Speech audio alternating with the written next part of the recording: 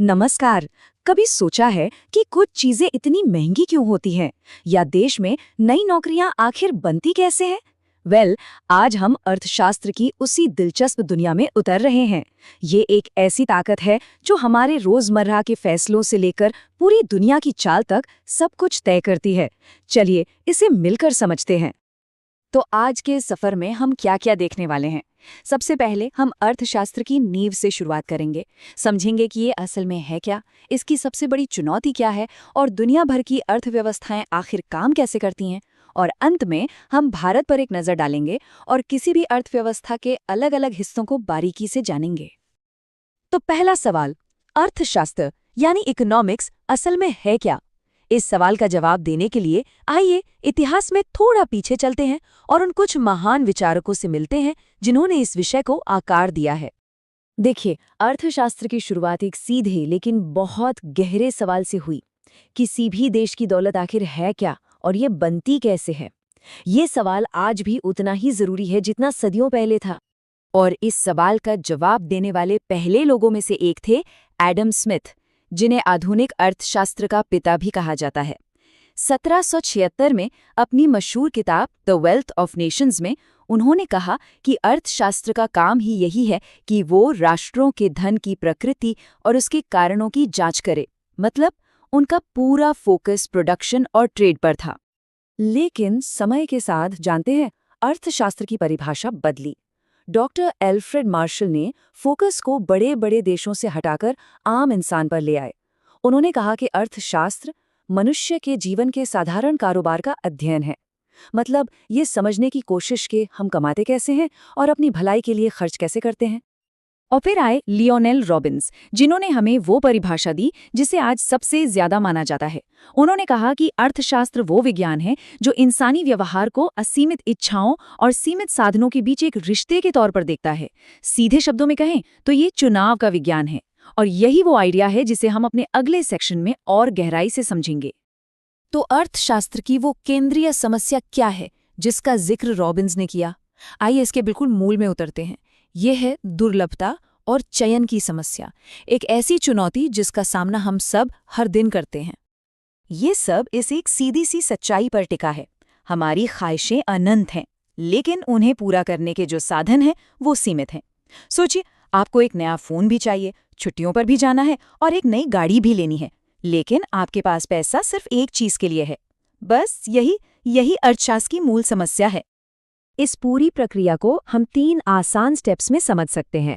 पहला, हमारी इच्छाएं कभी खत्म नहीं होती। दूसरा, उन्हें पूरा करने के लिए जो रिसोर्सेज हैं, चाहे वो पैसा हो या समय, वो हमेशा कम पड़ जाते हैं। और तीसरा, इसी वजह से हमें चुनाव करना पड़ता है। हमें ये तय करना पड़ता है कि हमारे लिए ज्यादा जरूरी क्या है। अर्थशास्त्री इन चुनावों का विश्लेषण 2 अलग अलग लेवल पर करते हैं। पहला है व्यष्टि अर्थशास्त्र यानी माइक्रो इकोनॉमिक्स। ये एक व्यक्ति, परिवार या कंपनी के फैसलों को देखता है। और दूसरा है समष्टि अर्थशास्त्र यानी मैक्रो इकोनॉमिक्स, जो पूरे देश की अर्थव्यवस्था पर नजर डालता है, जैसे राष्ट्रीय आय, महंगाई और बेरोजगारी। अच्छा, अब जब हम इस मुख्य समस्या को समझ गए हैं, तो आइए उन अलग अलग सिस्टम्स को देखते हैं जिन्हें समाज ने इस चुनौती से निपटने के लिए बनाया है। देखिए, दुनिया के देश इस दुर्लभता की समस्या से निपटने के लिए अलग अलग रास्ते अपनाते हैं। यहाँ 3 मुख्य मॉडल हैं। एक तरफ है पूंजीवादी अर्थव्यवस्थाएं, जैसे कि अमेरिका, जहां निजी कंपनियां ज्यादातर संसाधनों को कंट्रोल करती हैं। दूसरी तरफ है समाजवादी अर्थव्यवस्थाएं, जैसा कि पुराने सोवियत संघ में था, जहां सरकार का पूरा कंट्रोल होता है। और फिर आती हैं मिश्रित अर्थव्यवस्थाएं, जैसे कि ज्यादातर यूरोपीय देश, जो दोनों के बीच एक संतुलन बनाती हैं। अर्थव्यवस्थाओं को इस आधार पर भी बांटा जा सकता है कि वे बाकी दुनिया से कितना लेन देन करती हैं। एक बंद अर्थव्यवस्था, जैसे उत्तर कोरिया, आत्मनिर्भर होने की कोशिश करती है और बाहर से व्यापार नहीं करती। वहीं दूसरी तरफ एक खुली अर्थव्यवस्था, जैसे सिंगापुर, पूरी तरह से ग्लोबल ट्रेड यानी वैश्विक व्यापार पर निर्भर करती है। चलिए अब इन सभी कॉन्सेप्ट्स को एक असली उदाहरण पर लागू करके देखते हैं और दुनिया की सबसे बड़ी अर्थव्यवस्थाओं में से एक भारत का वर्गीकरण करते हैं। तो जो हमने अब तक सीखा है, उसके आधार पर भारतीय अर्थव्यवस्था को हम क्या कह सकते हैं? पहली बात, ये एक मिश्रित अर्थव्यवस्था है जहां सरकारी और निजी दोनों कंपनियां मौजूद हैं। दूसरी बात, ये एक खुली अर्थव्यवस्था है जो दुनिया के साथ व्यापार करती है। और तीसरी, ये वर्तमान में विकास की अवस्था में है। तो इस विकासशील शब्द का असल में मतलब क्या है? देखिए, वर्ल्ड बैंक देशों को उनकी प्रति व्यक्ति जीएनआई यानी ग्रॉस नेशनल इनकम के आधार पर वर्गीकृत करता है। सीधे शब्दों में कहें तो देश में हर व्यक्ति औसतन कितना कमाता है। भारत इस बीच की कैटेगरी में आता है, जिसका मतलब है कि ये न तो सबसे गरीब देशों में है और न ही सबसे अमीर, लेकिन ये तेजी से आगे बढ़ रहा है। चलिए, अब अपने अंतिम खंड पर आते हैं। इसमें हम एक अर्थव्यवस्था को उसके काम करने वाले हिस्सों यानी सेक्टर्स में तोड़कर समझेंगे। शुरुआत करते हैं बिल्कुल नींव से। ये है प्राथमिक क्षेत्र यानी प्राइमरी सेक्टर। इसका काम है सीधे प्रकृति से कच्चा माल निकालना। सोचिए खेती के बारे में, जहां हम जमीन से फसल उगाते हैं, या फिर माइनिंग, जहां हम जमीन के नीचे से कोयला या लोहा निकालते हैं। ये सभी प्राइमरी सेक्टर की गतिविधियां हैं। ये अर्थव्यवस्था के लिए रॉ मटेरियल उपलब्ध कराती हैं। इसके बाद आता है द्वितीयक क्षेत्र यानी सेकेंडरी सेक्टर। यहाँ हम उस कच्चे माल को लेकर उसे तैयार चीज़ों में बदलते हैं। ये हमारा मैन्युफैक्चरिंग सेक्टर है। उन कारखानों के बारे में सोचें जो स्टील से कार बनाते हैं या कपास से कपड़े। फिर आता है तृतीयक क्षेत्र, जिसे हम सर्विस सेक्टर भी कहते हैं।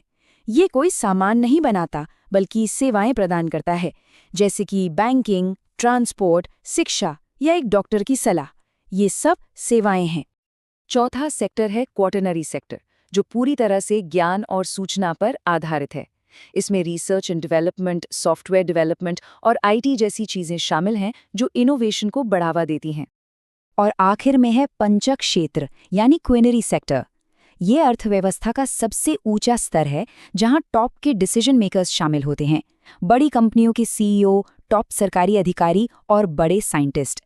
इन्हें कभी-कभी गोल्ड कॉलर प्रोफेशनल्स भी कहा जाता है, क्योंकि इनके फैसले पूरी इकोनॉमी पर गहरा असर डालते हैं।